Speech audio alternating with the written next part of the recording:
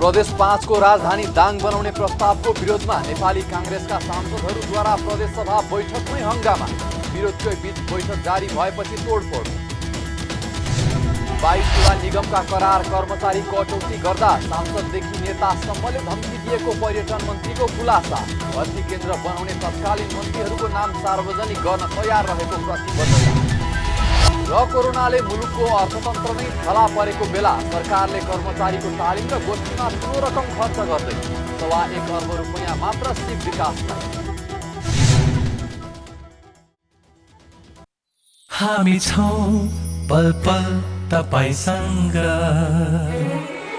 हिमाल पहाड तराईसँग, साथ छ हाम्रो बढ्ने कदमलाई। सलाम छ ती पोरखी हातहरूलाई, जिन्दगी सजाइदिन्छौ हामी, हर सासको साथी बन्छौ हामी। सुरक्षा अनि समृद्धि प्राण छ हाम्रो, हर आफू पनि बचाऊ, अरूलाई पनि बचाऊ। आजै नेपाल लाइफमा जीवन बिमा गरौँ। हामी हौं नेपाल लाइफ। नेपाल लाइफ, किनकि जीवन अमूल्य छ।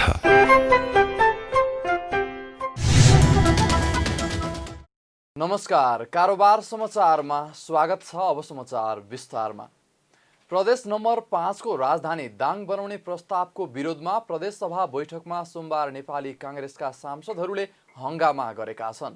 प्रदेश सभा बैठकमा कांग्रेस सांसदहरूले होहल्ला गर्दै संसद अवरुद्ध गरेका छन् भने सो क्रममा कुर्सी तोडफोड समेत गरेका हुन्। राजधानी दाङ बनाउने प्रस्ताव सरकारले प्रदेश सभामा पेश गरेपछि तनाव बढेको छ। सोही क्रममा प्रमुख प्रतिपक्षी दल कांग्रेसले सोमबारको पहिलो बैठक अवरुद्ध गरेका थिए। पहिलो बैठक अवरुद्ध भएपछि बोलाइएको दोस्रो बैठकमा थप तनाव उत्पन्न भएको हो। बैठकमा कांग्रेस सांसदहरूले नाराबाजी सहित कुर्सी भाँचेका छन्। यद्यपि कांग्रेसको नाराबाजी र तोडफोडका बीच पनि सभामुख पूर्ण बहादुर घरतीले बैठक अघि बढाउनु भएको छ। उहाँले बैठक अगाडि बढाउन सुरु गर्न साथ कांग्रेसका सांसदहरूले तोडफोड सुरु गरेका हुन्।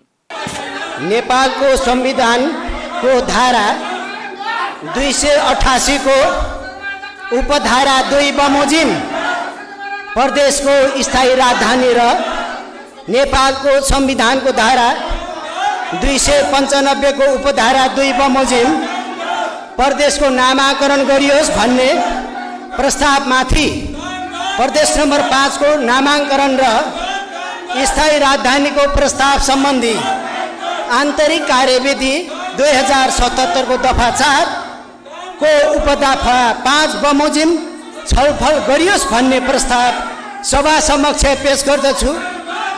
धन्यवाद।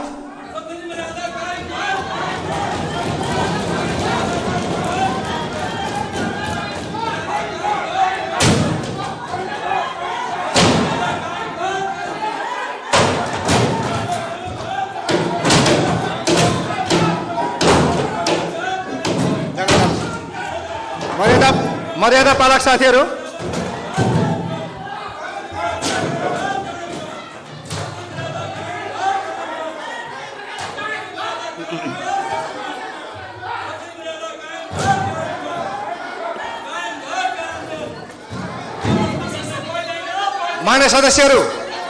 मान्य सदस्यहरू अब उक्त प्रस्तावमाथिको छलफल प्रारम्भ हुन्छ।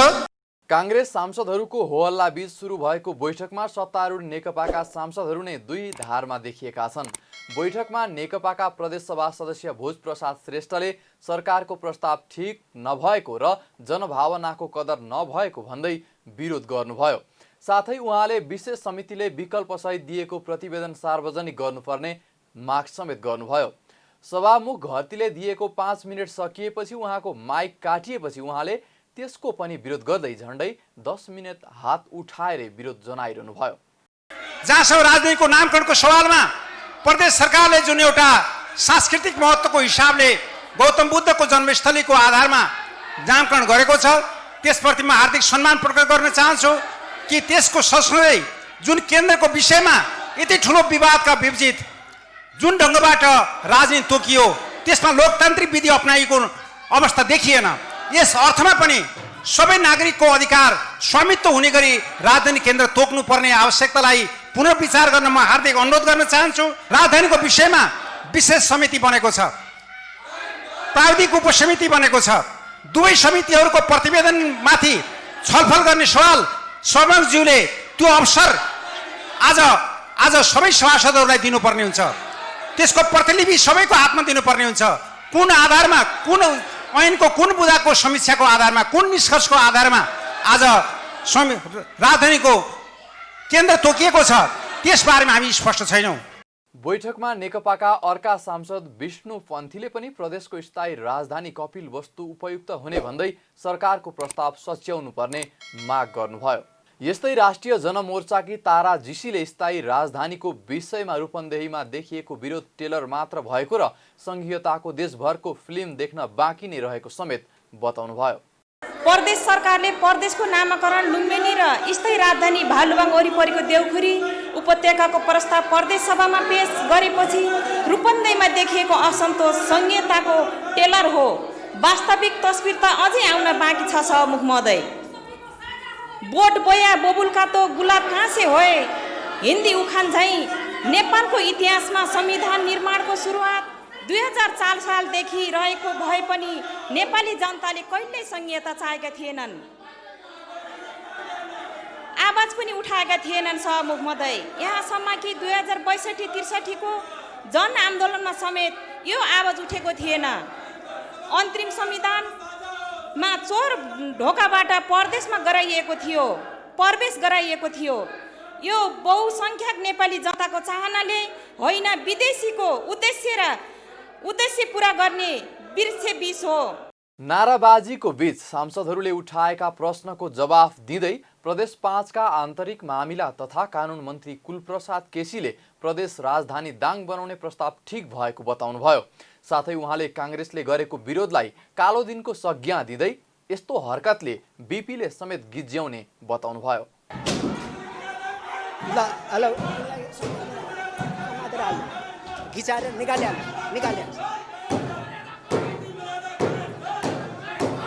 मान्य सदस्यहरू कुरा सुन्नुस्। मान्य सदस्यहरू अब बाहिर निकाल्नु। माननीय सदस्यहरूले आज जे प्रस्तुत गर्दै हुनुहुन्छ, सम्भवतः नेपाली काङ्ग्रेसको इतिहासमा यो बीपीले पनि गिज्याउँदै हुनुहुन्छ होला। आवेगले होइन, विवेकले, विगतले होइन, भोलिको दिनको इतिहास पनि बचाउने हैसियतले उहाँहरूलाई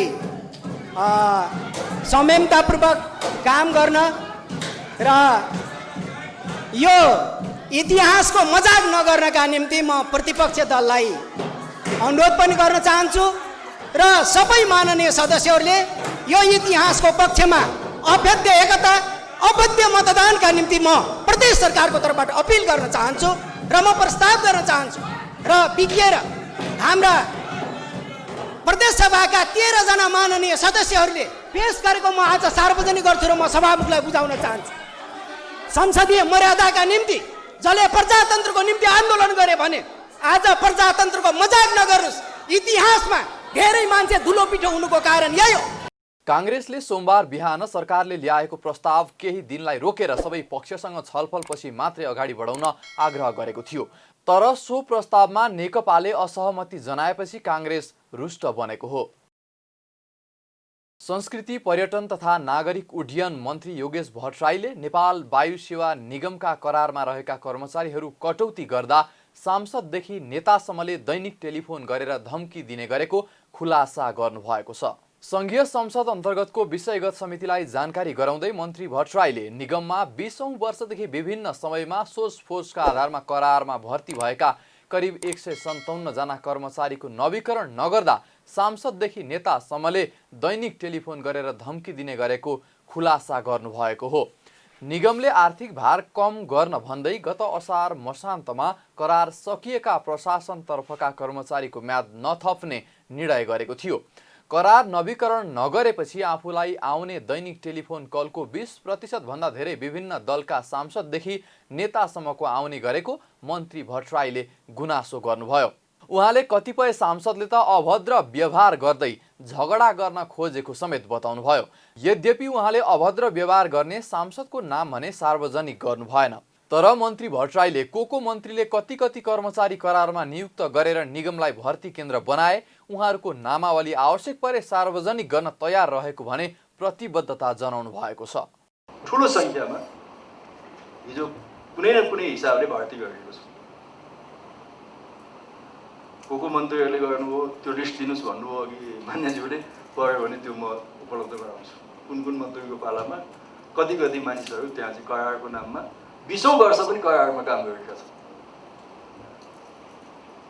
कुन राजनीतिक दलको मन्त्री हुँदा के भएको छ त्यो पनि म भन्नु। र अहिले अब यो बढी भएका मानिसहरूलाई बिस्तारै विदा गर्नुपर्छ भनेर भनिएको छ हैन। करिब यो बीचमा 157 जति करार नवीकरण भएको छैन। तर त्यो 157 जनाको करार नवीकरण नहुँदाखेरि मेरो दैनिक 20% जति फोन रिसिभ त्यही बारेमा छ। मान्यज्यूहरूले भन्नुभएको छ, नेताहरूले भन्नुभएको छ, अनि अरूले भन्नुभएको छ त्यसलाई चाहिँ राख्नु पर्यो भन्नुभएको छ। मैले भनिरहेको छु कि तलब दिन सकिँदैन, काम पनि छैन, किन राख्ने? स्थायी कर्मचारी चाहिँ हेडक्वार्टरमा बस्छ, अस्थायी करार राखेको छ स्टेसनमा राखेको छ। तर हामीले भन्यौँ कि सबै स्थायी त्यहाँ पठाउनुहोस्, यहाँ किन हेडक्वार्टरमा राख्ने? ऊ यहाँ त्यसै काम नगरी बसिरहेका छ, उसको ठाउँमा अर्कालाई करारको नियुक्ति दिएर काम गरिरहेका छ। र सबै ठाउँमा स्टेसनहरूमा अब स्थायी कर्मचारी पठाउन लागि छ।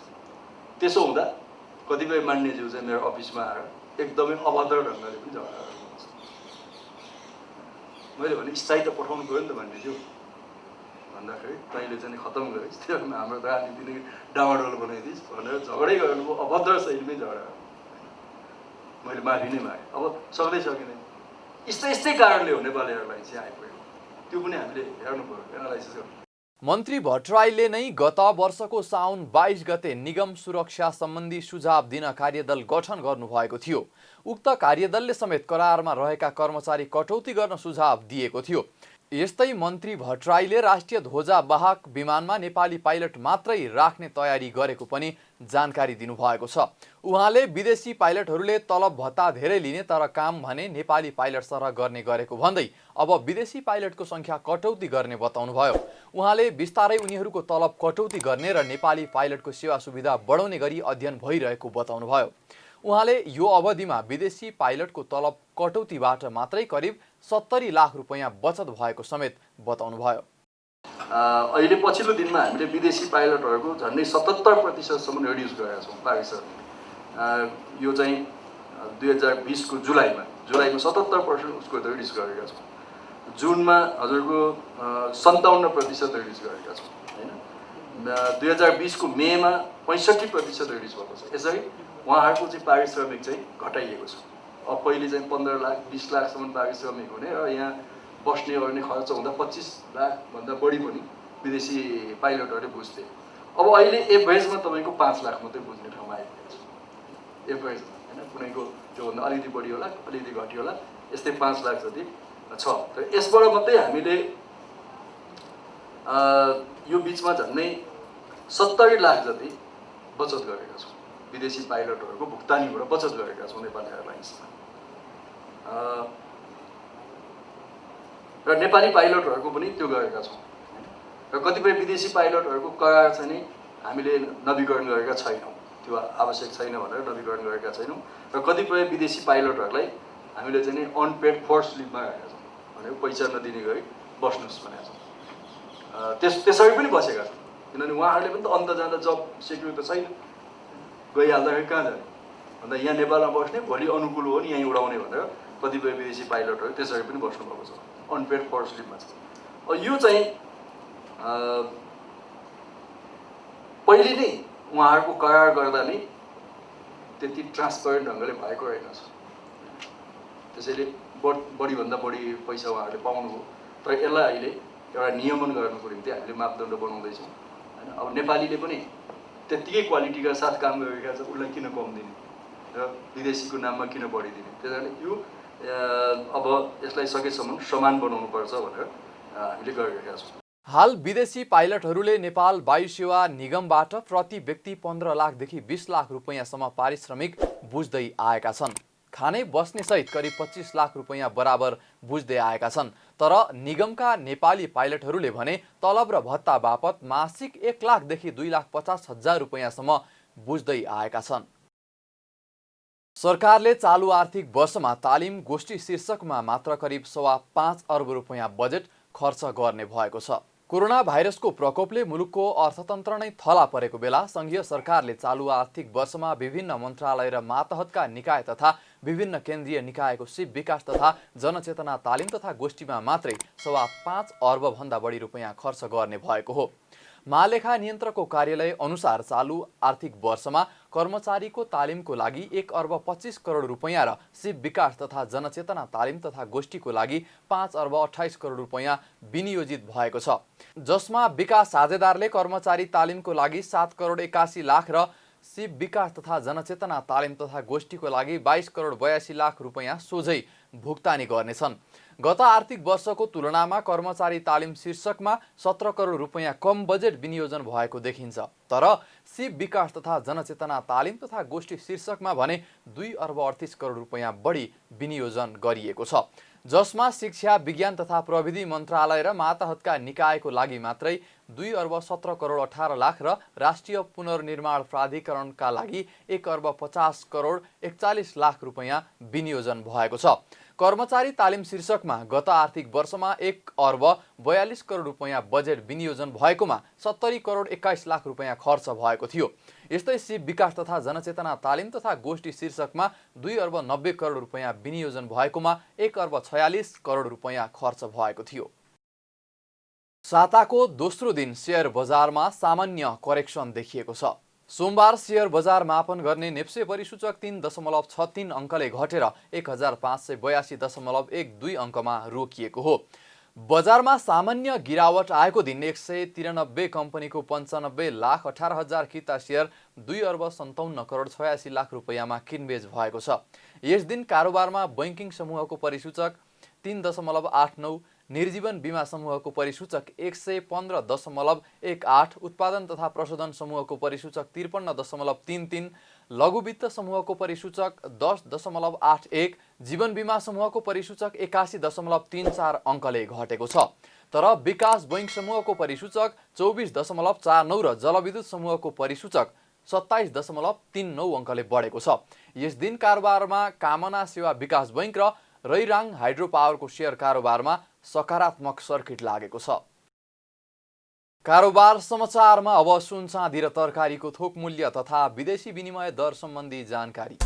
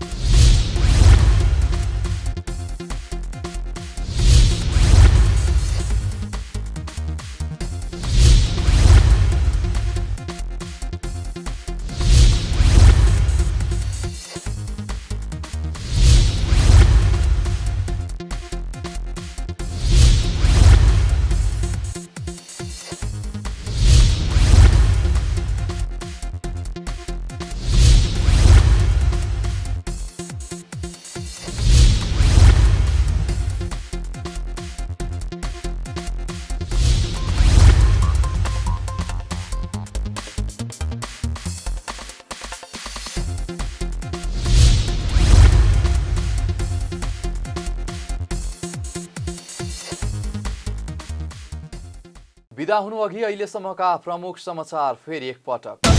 प्रदेश 5 को राजधानी दाङ बनाउने प्रस्तावको विरोधमा नेपाली काङ्ग्रेसका सांसदहरूद्वारा प्रदेश सभा बैठकमै हंगामा। विरोधकै बीच बैठक जारी भएपछि तोडफोड। वायु सेवा निगमका करार कर्मचारी कटौती गर्दा सांसददेखि नेतासम्मले धम्की दिएको पर्यटन मन्त्रीको खुलासा। भर्ती केन्द्र बनाउने तत्कालीन मन्त्रीहरूको नाम सार्वजनिक गर्न तयार रहेको प्रतिबद्धता।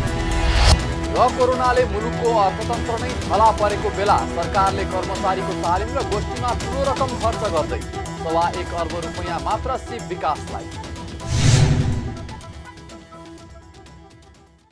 कारोबार समाचार सकियो। हामीलाई बिदा दिनुहोस्। नमस्कार।